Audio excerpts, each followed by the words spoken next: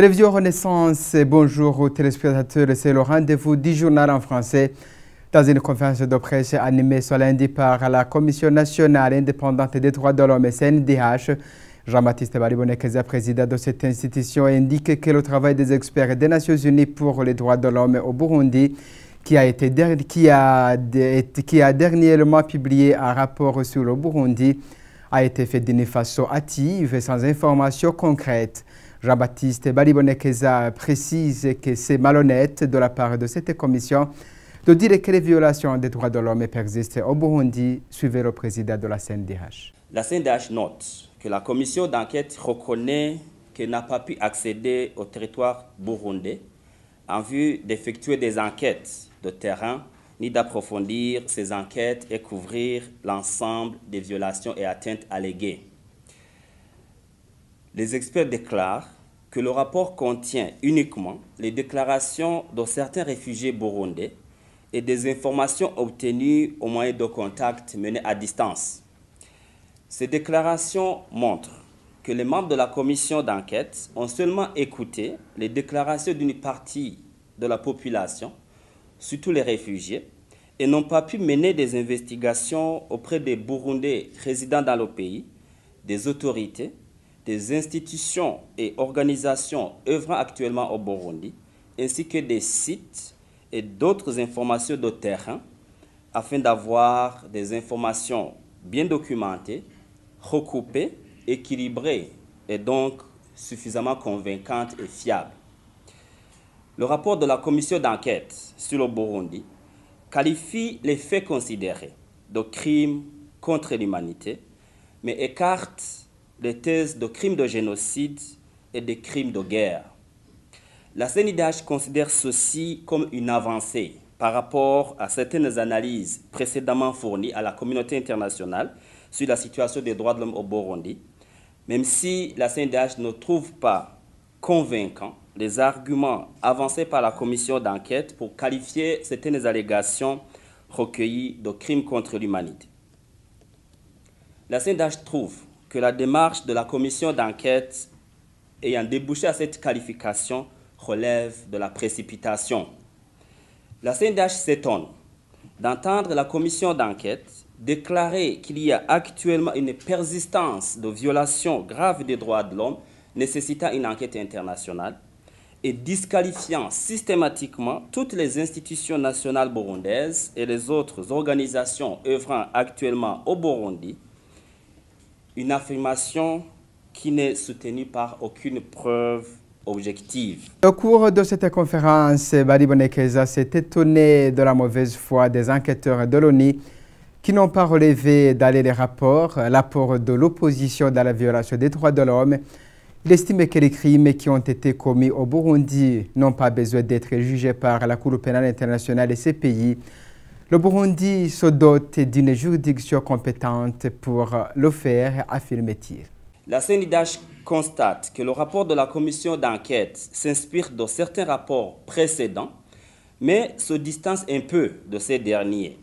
La CNDH considère que cet état de choses pourrait constituer une brèche pour un dialogue franc et constructif sur la situation des droits de l'homme au Burundi.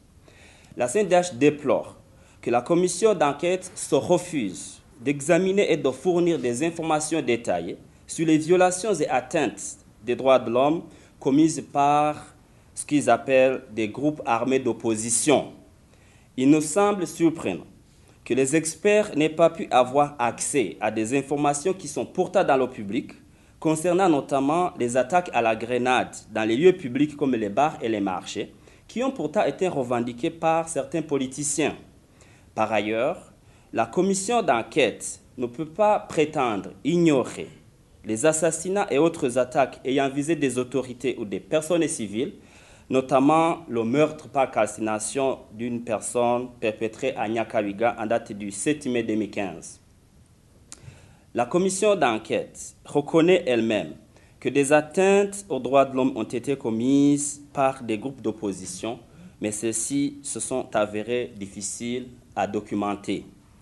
La commission d'enquête sur le Burundi semble faire fi des principes de complémentarité et de subsidiarité qui gouvernent la justice pénale internationale en se précipitant à proposer des mesures radicales, en voulant activer prématurément la Cour pénale internationale, à mener des enquêtes sans fournir une base plausible de cette recommandation, comprenant notamment une analyse approfondie de la nature, la motivation et la magnitude des crimes allégués, ainsi qu'une analyse préalable de la capacité et de la volonté de la justice burundaise à mener ses propres investigations et à répondre aux atteintes et violations des droits de l'homme qui seraient avérées. La CNDH rappelle, encore une fois, que les violations des droits de l'homme commises au Burundi ne sont pas au-delà de la capacité de la justice burundaise et que la volonté d'enquêter et d'engager des poursuites, le cas échéant, est réelle. En réaction de ces propos de la Commission nationale et indépendante des droits de l'homme et CNDH, c'est le président de la coalition burundaise pour la Cour pénale internationale, Maître Lambert Nigarura. Les propos tenus par le président de la CNDH, Jean-Baptiste Balibonekeza, dénotent une démission, ni moins ni plus, de cette commission, une instrumentalisation de la commission par le pouvoir de Bujumbura, qui n'a pour mission que d'occulter la réalité au Burundi. Lambert Nigarura. Une démission de la CNDH de sa mission première de défendre les droits humains, de lutter contre l'impunité au Burundi. Ce n'est pas étonnant du fait que lors du remplacement des commissaires de cette commission, le parti au pouvoir, CNDD-FDD, a joué un rôle prépondérant pour mettre à la tête de cette commission des membres zélés de son parti. Vous comprenez qu'aujourd'hui, ceux qui ont été mis à la tête de cette commission doivent tout faire pour maquiller les crimes, pour jouer, mais aussi mettre en avant les intérêts du parti et essayer de maquiller tous les crimes en cours. Ce qui est malheureux, c'est qu'aujourd'hui, cette commission va perdre sa crédibilité, va aussi perdre son statut A pour tomber jusqu'au statut B. Donc des commissions qui sont instrumentalisées, des commissions qui sont aujourd'hui comme des outils du parti au pouvoir et du pouvoir en oubliant leur mission première de protéger, de lutter contre l'impunité dans les pays.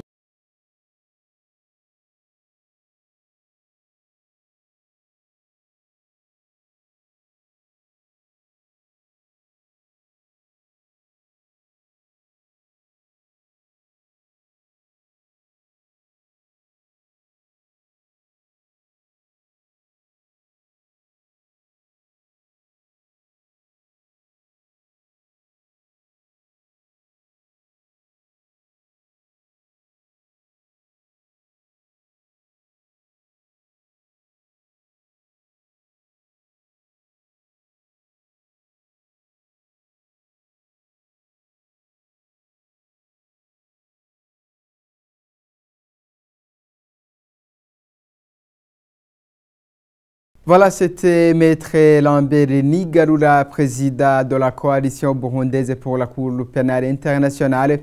Il a été joint par téléphone. Parallèlement à ce rapport des experts de l'ONU pour d'autres qui espèrent la voie du dialogue, l'ancien chef d'État burundais Domitien Ndayizeye a montré son ambivalence quant à l'avancement du processus de dialogue entre l'opposition et le gouvernement. Il y penche cependant vers son optimisme que le facilitateur sera à la hauteur de le mener à bon port. Suivez Domitien Ndayizeye. Pour ma part, si je me réfère au dire de l'ombudsman burundais après sa rencontre entre la rencontre entre la délégation du gouvernement et celle du Sénarèd à Helsinki, il me semble qu'il n'y a pas eu beaucoup d'évolution. Et nous savons très bien que le blocage, comme le facilitateur a dit, se trouve du côté burundais. Donc moi j'estime qu'il n'y a pas eu d'évolution, si je me réfère en tout cas à ce que l'ombudsman a dit. Mais j'ose croire que ce qui se dit sur la table n'est pas nécessairement ce qui se dit en dessous de la table. Et que peut-être le facilitateur a d'autres données qu'on ne nous a pas dit officiellement. Deuxième aspect, c'est celui du facilitateur où il recommandait au chef d'État de la sous-région de l'aider à convaincre son homologue burundais pour que le gouvernement puisse envoyer ses délégations. Et il avait même sous-entendu que si il ne l'aidait pas, il n'allait pas faire un pas de plus. Tout ce que nous savons, c'est que le chef d'État burundais a rencontré son homologue tanzanien. C'est tout. Nous ne savons pas plus. Est-ce qu'il y a eu une évolution positive dans ce sens? Je n'en sais rien. Mais toujours est-il que le sentiment de tout le monde, c'est que ça ne semble pas avoir convaincu la partie burundaise, la partie gouvernementale burundaise à y aller.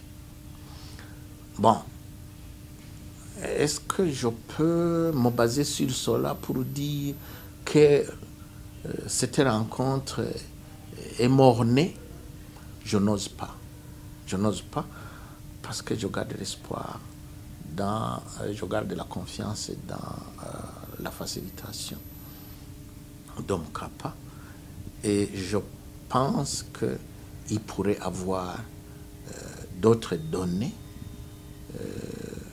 qui le rendent optimiste. Donc, soyons confiants quand même dans le facilitateur. C'est un homme compétent, un ancien chef d'État, et quelqu'un qui d'habitude est franc et qui a exposé son point de vue de manière claire. Je ne vais donc décourager personne, mais je n'ose pas donner ma main à couper à ce niveau-là-bas. Donc, comme disent les Anglais, wait and see. Voilà, mesdames et messieurs, c'est ici que prend fin ce journal. Merci à vous tous de nous avoir suivis. Au revoir, à bientôt.